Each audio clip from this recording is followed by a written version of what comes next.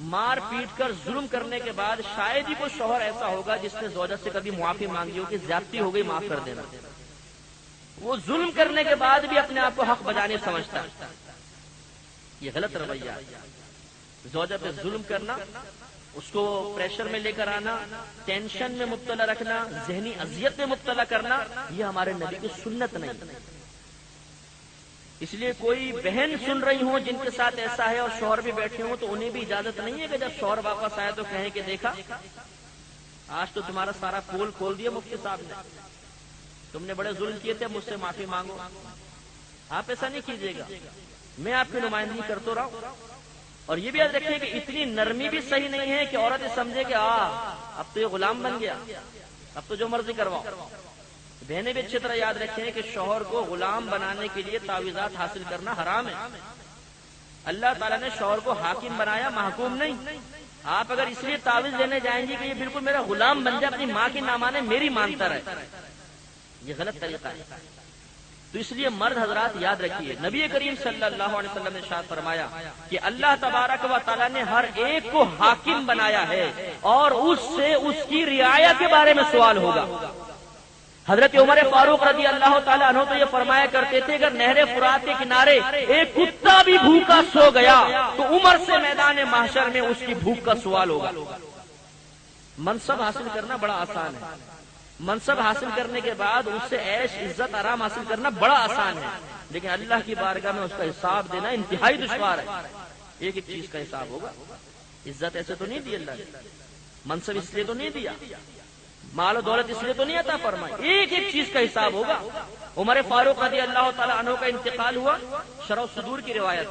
کسی نے 10 سال بعد آپ کو خواب میں دیکھا، تابعین میں سے تھے، خواب میں دیکھا کہ عمر فاروق پسینے پسینے ہیں اور پہنچتے ہوئے واپس آ رہے ہیں. پوچھا یا امیر المومنین یہ کیا کیفیت ہے؟ فرمایا کہ آج 10 سال بعد اپنی حکومت کا امتحان دے کر اس کا حساب دے کر فارغ ہوا ہوں.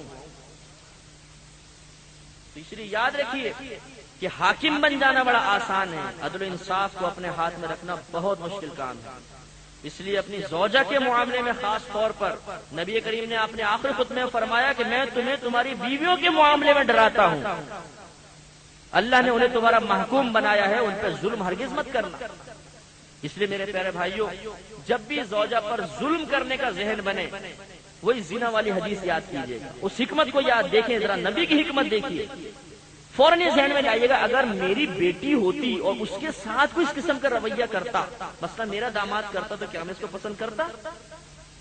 فوراً آپ کا ہاتھ رک جائے گا، فوراً زبان رک جائے گی، فوراً آپ اپنا چہرہ رخ پھیر لیں گے. نہیں، میں کب یہ چاہوں گا کہ میری بیٹی کو سامنے کھڑا کر کے میرا داماد ماں بہن کی گالیاں دے، اس کو تھپڑ مارے، چہرے پہ تھپڑ مارے، کمر پہ تھپڑ مارے، ڈنڈے مارے، لاتے مارے، اسے ذلیل کر دے سب مہمانوں کے سامنے. میں تو کبھی پسند نہیں کروں گا. تو یہ بھی تو کسی کی بیٹی ہے. کیا آپ اپنی بہن کے بارے میں یہ سوچیں گے؟ کیا یہ پسند رکھیں گے کہ آپ کا بہنوئی آپ کی بہن کی بے عزتی کرے، اسے ذلیل کرے، اسے ماں کے گھر سے باہر نکال دے؟ نہیں. تو وہ جس کی آپ ذلت کر رہے ہیں، جسے مہمانوں کے سامنے آپ نے ذلیل کیا، وہ بھی تو کسی کی بہن ہے نا، اس کے بارے میں بھی تو یہ جذبات رکھیے. مسند امام احمد بن حنبل کی روایت ہے، نبی کریم صلی اللہ علیہ وسلم نے بہت بڑی بات بیان فرمائی جن پہ اب ہم توجہ نہیں کرتے، اس لیے کہ ہمیں توجہ کی فرصت نہیں ہے. ہم تو بخشائیں تو کیا ضرورت ہے نبی کے فرمان کو سننے اور سمجھنے کی اور اس پر عمل کرنے کی. نبی کریم نے ارشاد فرمایا کہ اس وقت تک تمہارا ایمان کامل نہیں ہوگا جب تک اپنے مسلمان بھائی کے لیے وہی پسند نہ کرو جو اپنے لیے پسند کرتے ہو. یہ ایک اصول ہے، جو اپنی ماں کے لیے پسند کرتے ہو کسی دوسرے کی ماں کے لیے وہی پسند کرو، جو اپنے والد کے لیے پسند کرتے ہو دوسرے والد کے لیے بھی وہی پسند کرو، جو اپنی زوجہ کے لیے پسند کرتے ہو، اپنی بہن کے لیے پسند کرتے ہو، اپنی ماں کے لیے، اپنی بیٹی کے لیے پسند کرتے ہو، وہی دوسروں کی ماں بہن اور بیٹی کے لیے پسند کرو. اگر یہ اصول اپنا لیا جائے خدا کی قسم 75% برائیاں ختم ہو جائیں گی. میں خدا نہ خواستہ بھائی کی غیبت کرنے لگوں، پھر میں سوچوں یار اگر کوئی میری اس طرح غیبت کرے تو کیا مجھے اچھا لگے گا؟ نہیں. تو چلو میں ناپسند کرتا ہوں، میں ان کی غیبت بھی نہیں کرتا. غیبت سے روک کرو. کوئی عورت گزری، دیکھنے کو دل چاہا، فوراً میں نے سوچا کہ نہیں، اگر میری بہن اس طرح گزر رہی ہوتی، کسی ضرورت کی وجہ سے گھر سے باہر نکلتی اور کوئی اس کو ٹکٹکی باندھ کر دیکھ رہا ہوتا یا اس پہ آوازیں کستا تو کیا مجھے اچھا لگتا؟ اندر سے آواز آئے گا نہیں، تو فوراً نگاہ جھک جائے گی، تو پھر میں کسی کی بہن کی نہیں پسند کیسے کر رہا ہوں؟ تو یہ اگر ہم ہر گناہ کے بارے میں یہ تفکر کرتے رہے، خاص طور پہ جس کا تعلق بندوں کے ساتھ ہے، تو ہزارہ گناہوں سے آدمی بچ سکتا ہے۔ تو بہرحال اپنے گھر والوں کے ساتھ اچھا رویہ، مشفق رویہ، گھر والے آپ کا انتظار کریں کہ کب وہ گھر میں داخل ہوگا۔ ایسا نہ ہو کہ وہ کہیں کہ اللہ یہ مصیبت باہر ہے تو سکون ہے، وہ بلا کب آنے والی ہے، اور جیسے دروازہ بجے اور گھر والے ٹینشن میں آ جائیں کہ آ گئی مصیبت، اب یہ تقریب کار گھر میں داخل ہو کے باہر کا سارا غصہ ہم پر نکالے گا۔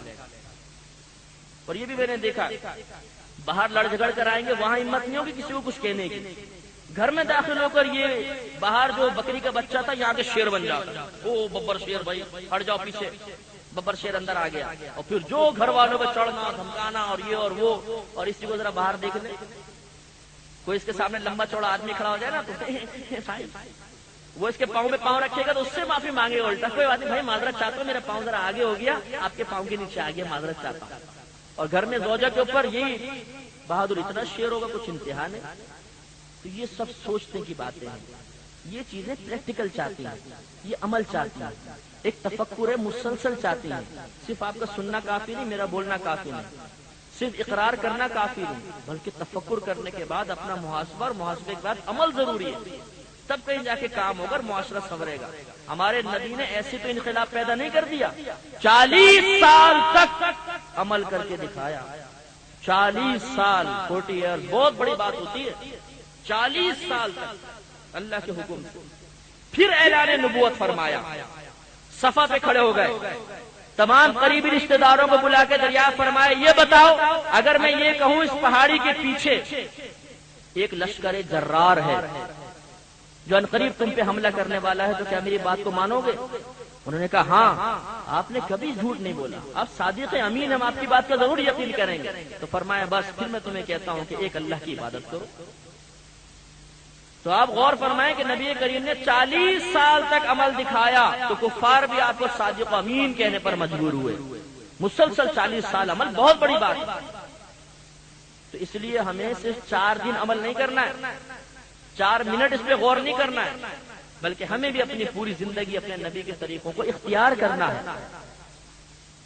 اس 12ویں کے اوپر جہاں اللہ کی ہزارہ رحمتیں برکتیں نازل ہوئی، کاش ہم یہ سوچیں اور یہ ذہن بنا لیں کہ اس ربیع الاول میں اخلاق مصطفیٰ کا تحفہ بھی ضرور حاصل کریں، تو معاشرہ سنور جائے، گھر میں سکون آ جائے، عورت کو پھر آپ کی غیبت چغلی کی ضرورت نہیں پڑے گی، ورنہ عورتوں کی بیچاریوں کی بڑی عادت ہوتی ہے کہ یہ ہمدرد بہت زیادہ بناتی ہے، کوئی بھی آئے گی خاتون منہ بنا کے بیٹھ جائیں گی، بہن کیا ہوا خیریت تو ہے؟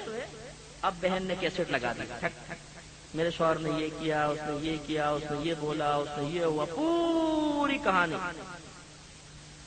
کوئی بعض اوقات ایک خاتون تھی، ان کی بیٹی کے ساتھ کوئی معاملہ ہوا، وہ مجھ سے مسئلہ پوچھنے گھر پہ آئی، اور ہماری امی جان بھی بیچاری بہرحال ایک عورت، پوری کہانی ان سے پہلے معلوم کی، کیا ہوا بیٹی کے ساتھ، کیا مسئلہ ہوا، اور وہ تبصرے چل رہے ہیں، اور پھر مجھے بعد میں بتایا۔